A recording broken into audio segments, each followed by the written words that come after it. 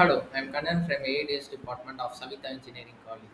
The linear search function takes two inputs array representing the list to search within and k the target element to find. Inside the function, a loop iterates through each element of the list one by one. For each element, it checks if it matches the target element k. If a match is found, the function returns the index of the element in the list. If no match is found after iterating to the entire list, the function returns -1 to indicate that the element was not found.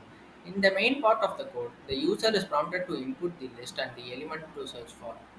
The linear search function is then called with these inputs and the result is stored in the variable res. Finally, the code checks if res is -1 or not. If it's -1, it prints element not found. Otherwise, it prints element found at index, followed by the index where the element was found.